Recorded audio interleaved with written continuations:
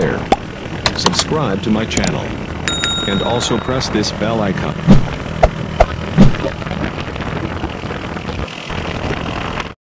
Agri Pinoy Vlog!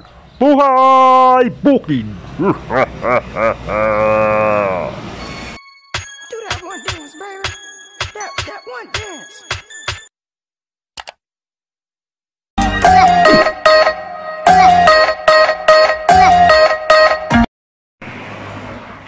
Good morning mga ka-agri.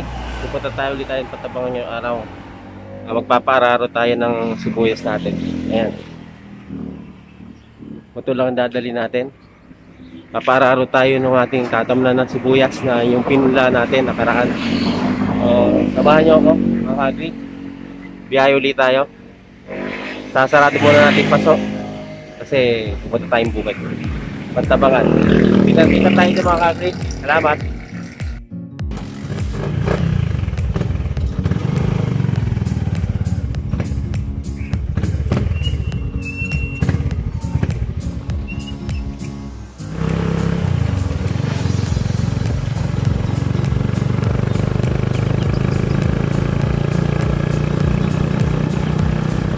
A few moments later.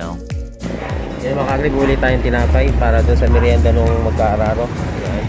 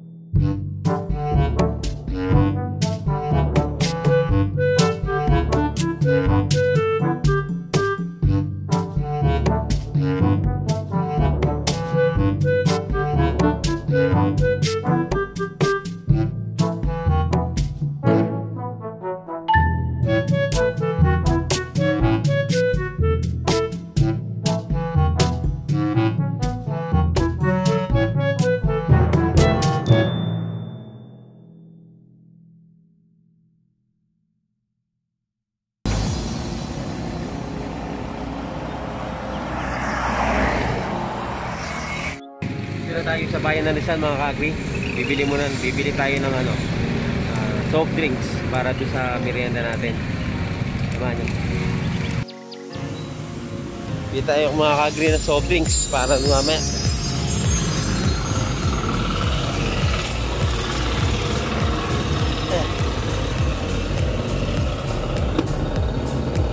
A few moments later.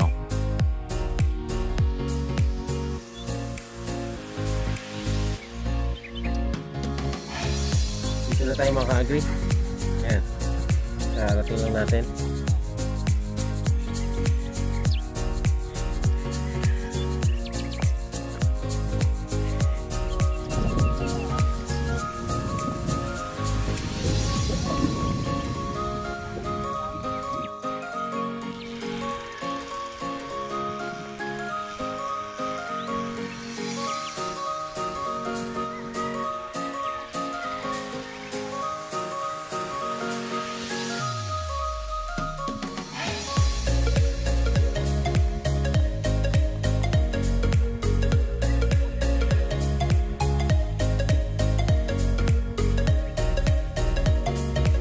Ayan mga ka-agri, alisin natin yung mga damo para yung ating sibuyas ay lumaki ng maayos at maginhawa. Kasi mga ka-agri, kapag yung damo lumaki tapos aalisin mo siya, siyempre masasaktan yung ugat ng sibuyas, di ba? So manghihina siya. So kailangan maliliit pa lang yung damo, eliminate na natin, di ba? Ganun lang. So ayun, nakisama yung araw, hindi siya gano'ng nagpakita. Kaya kasarap magtrabaho, malamig, mahangin, walang init. Kaya tuloy ang buhay, tuloy ang trabaho mga ka-agri.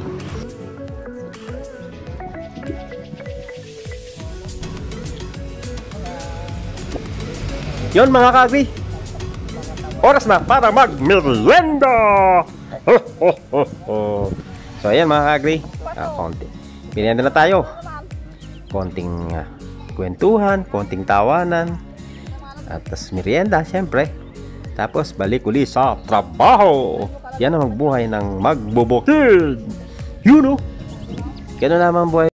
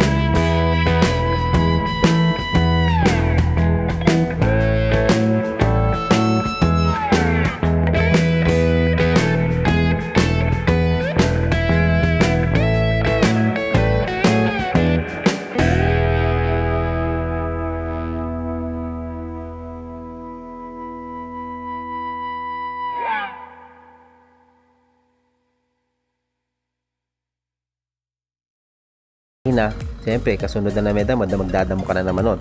So, ganun lang mga ka-agri. La la la la la. December 30 mga ka-agri yung ating petsa ng pagtatanim ng pulang sibuyas. December 29, bubunutin yan mga ka-agri. Tapos kinabukasan niya, yun nga, December 30, itatanim na yung ating pulang sibuyas. Meron tayong mga nananim na naka-assign dyan para itanim yung mga pula na yan. So, ganun lang, hanggang sa mayari siya. Tapos, araw-araw lang, titingnan mo kung ano yung kailangan na sibuyas. Papantayan mo siya kung kailangan patabaan or kung kailangan gamitan ng insecticide. So, yun mga ka-agri. Kailangan nakasuporta ka doon para nakikita mo kung ano yung appearance ng ating sibuyas. Kung ano mga kailangan niya para lalo siyang gumanda at lumaki ng maayos mga ka-agri. Para maayos lahat. Yun, no?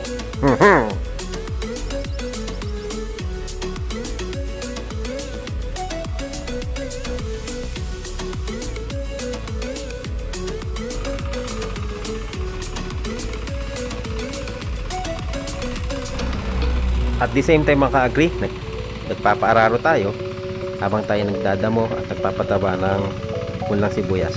So, kailangan natin ma-prepare lahat yan. Kung ilang araro gagawin dyan, susuyudin pa yan mga ka-agri, paparmolin. Tapos aalisin natin yung dumi dun sa lupa. Doon kasi yung mga damo, yung mga natuyong damo o kung mga ano ng dating palayan, mga ganun. Kaya alisin natin yon, pawagwag natin, alisin natin kasi masela yung sibuyas. So para yung paglaki niya walang sagabal, mga ganun mga ka-agri. So ayan, nag-aararo si kuya. Ayan, malaki pa yung araruhin niya na yan. So yun mga ka-agri, pag nayari na yung ating pagpaparmol, pag-aararo, pagsusuyod, Yun. Ipaplat na natin. Papaplat na natin yan mga ka-agri. Dadaanan siya ng pang-plat na parang mimang ngipin. So, yun. Tapos, lalagyan natin sa mga ka-agri ng mga daan ng tubig sa mga gilid, sa gitna, sa pagitan, para madali yung pagpapadilig natin ng ating mahal na sibuyas. Para yung mula sa bomba sa makina, dire-diretso yun doon sa ating sibuyas. Basta dadaloy lang siya doon hanggang sa madilig na buong sibuyasan mga ka-agri. Ganun lang kasimple. Kailangan natin ng discounter. Ayan mga ka-agri.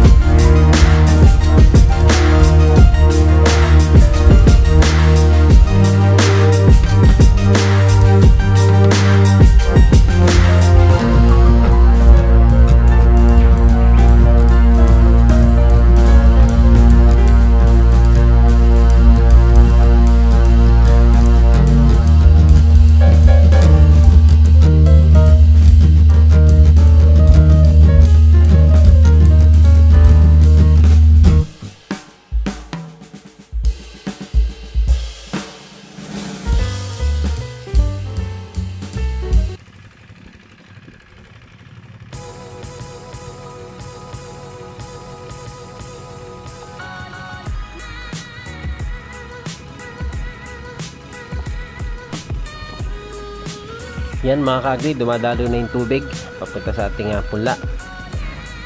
Dire-diretso na yan patungo dun sa punla mga ka-agri. Kaya hindi ganong mahirap magdilig kasi hindi mo lang yung makina or patubig. Dire-diretso na yung tubig mula dun sa makina papunta sa mga plat ng ating mahal na sibuyas. Yan. Yun o. Ganun lang mga ka-agri, kasimple. Para hindi mahirap at trabaho. Discarding marino. Yan, inihandal natin mga ka-agri yung pataba na sasabog sa bawat plat para yung sibuyas natin ay bumulas mga ka-agri. Siyempre sa pagbulas na yun, pag nilagay mo ng pataba, kasabay na naman yung damo. Kaya yun, kailangan magsipag magdamo. Pag marami, kailangan na tayo mag-hire ng magdadamo. Ganun lang mga ka-agri.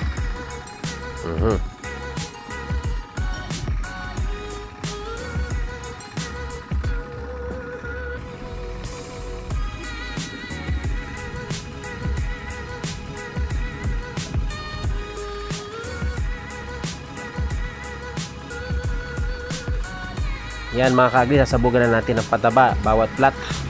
Yan, ganyan na pagsabog, pakalat para makainom ng pataba yung ating pulang sibuyas para bumulas.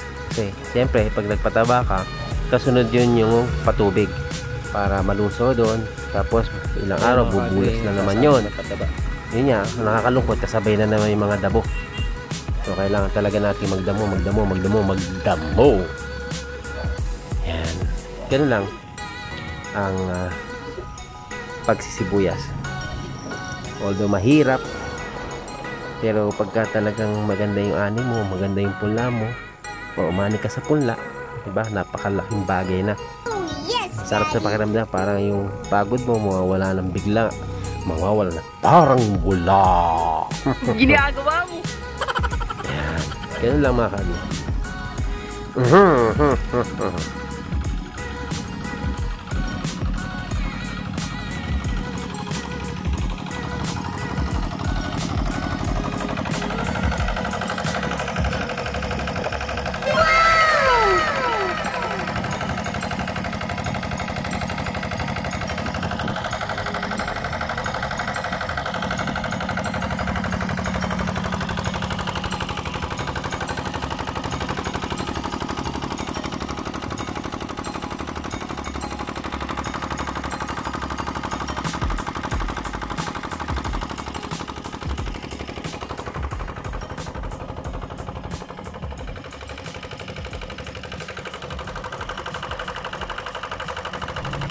Yan mga ka-agri, yan, isang diretsong talungan yan.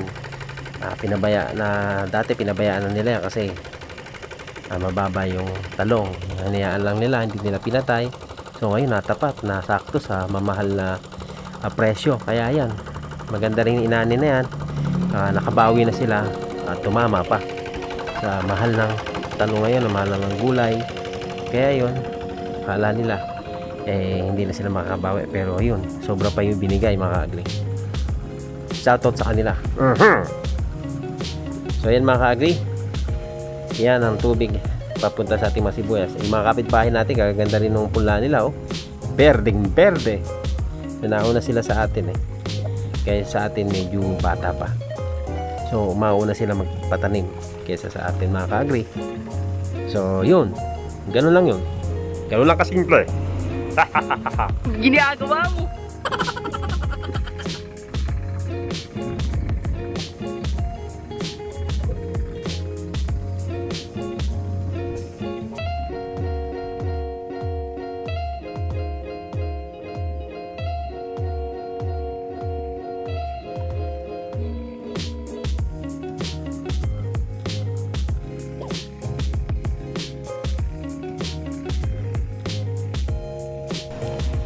Yan mga ka-agri, palulubugin natin yung sibuyas doon sa tubig. Pagka nabasa na yung buong sibuyas na yan, sasara na natin ngayon mga ka-agri. Tapos yung tubig patatapunin na natin doon sa malaking daanan para doon na siya matuyo. So ganun lang mga ka-agri. Pag napuno na siya, nagpantay na yung tubig niya mula doon sa ibabaw ng mga sibuyas. Kasi ang purpose niyan para malusaw yung sinabog nating pataba. So ayan, kailangan pasukin siya ng tubig yung mga sibuyas na yan. Kapag nasipsip na niya ng tubig, tapos talagang basang-basa na, patatapunin na natin doon sa malaking daanan ng tubig doon sa gitna. So sasara natin yung ating punlaan, patatapunin natin sa gitna. Ayan, no? Patulad yan mga ka-agri, di ba? Nakikita nyo, tumatapon na yung tubig. Papunta na yun sa gitna hanggang sa doon na siya matuyo. So ganun lang kasimple, napakasimple lang mga ka-agri. Lahat yan, dyan kumukuha ng tubig sa makina na yan. Yun ang source of water. Yan. Ganun lang ang proseso sa pagdidilig. Hindi na kailangan ng mano-mano. So yun, si kuya hindi pa rin tapos sa pag-aararo, pagkukuliglig. Kaya talagang maraming trabaho ang pagsisibuyas mga ka-agri. So yan mga ka-agri, tapos na yung trabaho, kain na tayong tanghalian. Kaya sabayan nyo kayo mga ka-agri. Ang ulam namin ay kalderetang manok. Yunok. Yan, sabayan nyo kaming kumain. Kain tayo. Tapos pagkayari niyan, dahil wala na tayong trabaho, uuwi na tayo.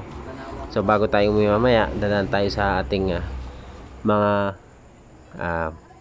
hipag at bilas. Yan.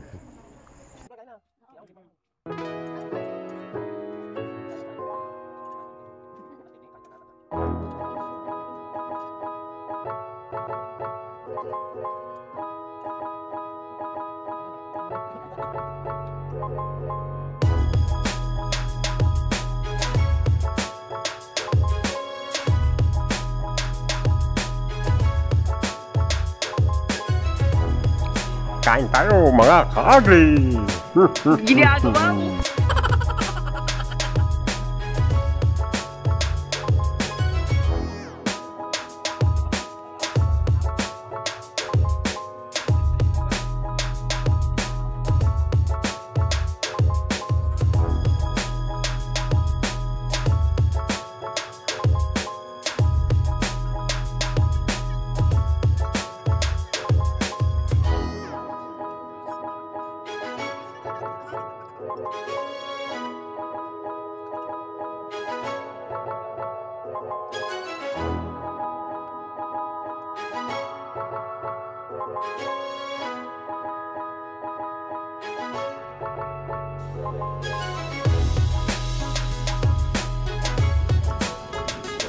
Tapos na rin ang trabaho.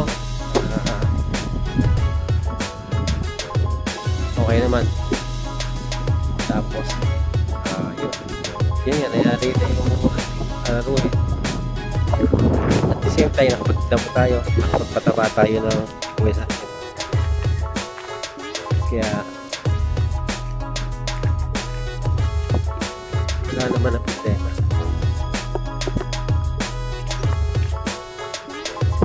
So yung mga agri,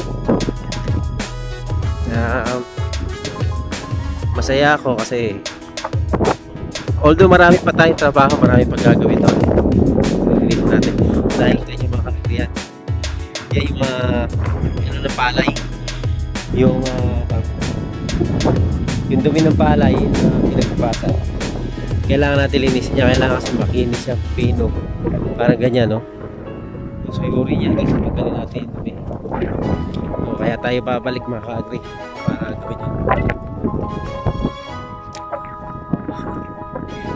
Ang kagandahan doon, nakapagpatubig tayo ng sibuyas, tapos nalagyan natin ng mataba para lalaki siya. Kasi sabi nung bilas sa napataba na lalaki. Siyempre kasabay yung ano doon, yung damo. Pag lumaki kasi yan, wala. Ang mga ano yan, may 24, pwede na siyang tanim, tatanim na siya doon. So, pa-plat siya yan. Pa-plat ba yan? Yan sa kapbahay natin.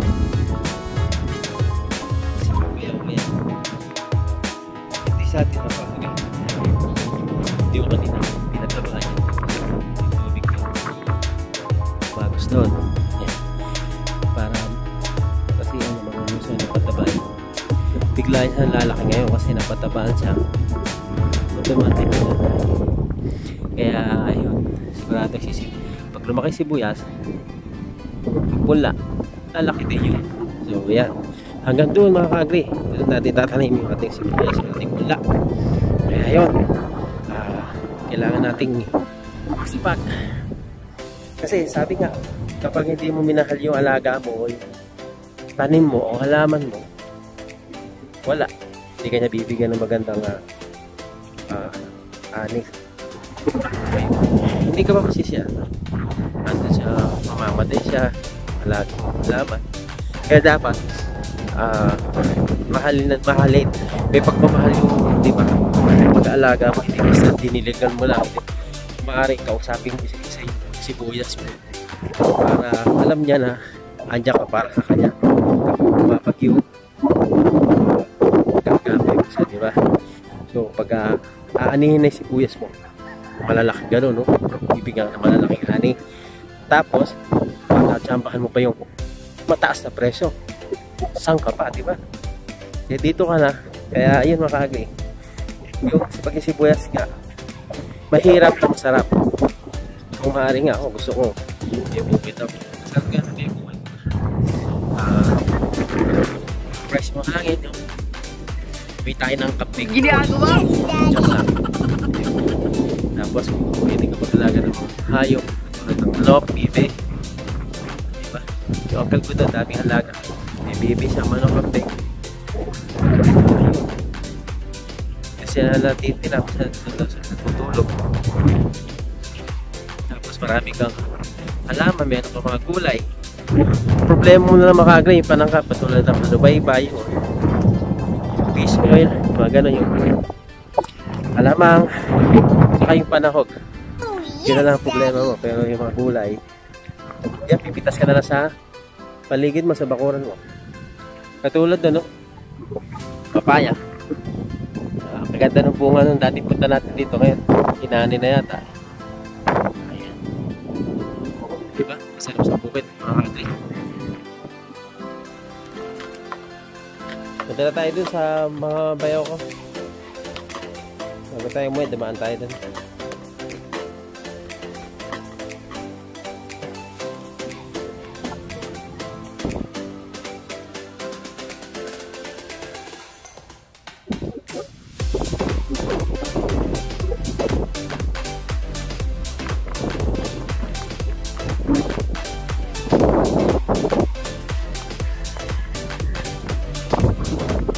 Hirap ng buhay ng magbubukid. Ginagawa mo?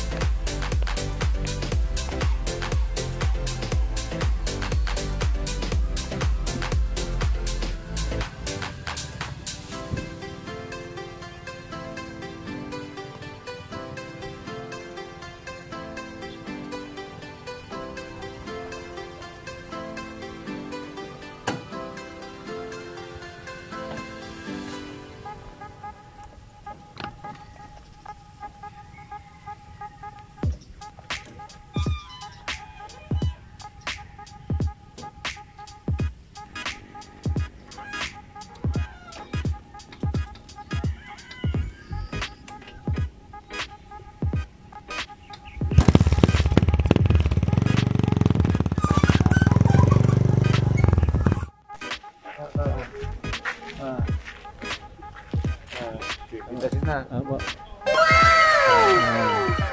Ang laki ka. Kunin mo na ano. Wala kang dalaw.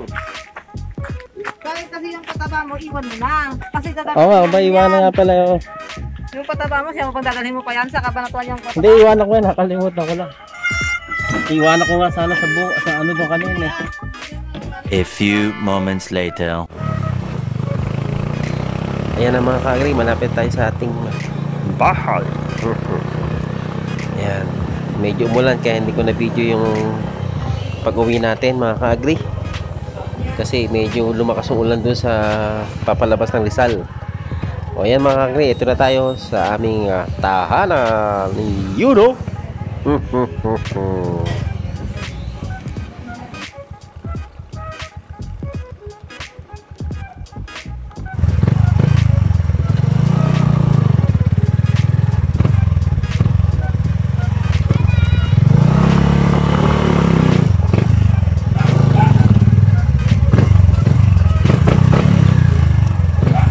Hindi na tayo mga agri sa bahay.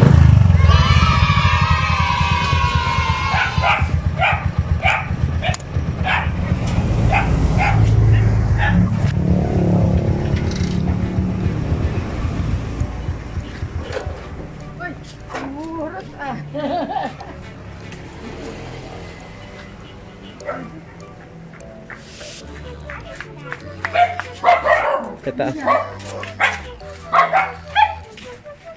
Hello, Boom Boom.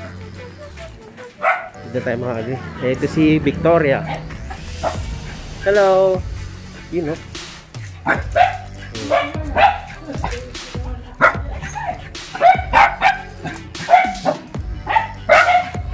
Yan yung aso nakakatayo na yan. Oh. Yung na-save natin. Kung naalala nyo.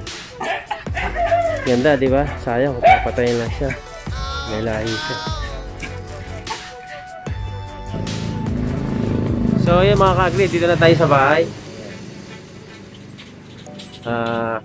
Hindi ko na na-video kanina nung paalis tayo doon sa mga biyanan ko kasi ano umuulan. Malakas na ulan, di ko ma-video yung cellphone.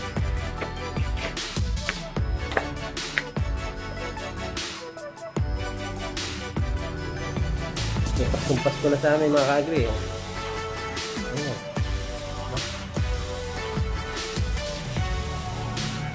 Yun o.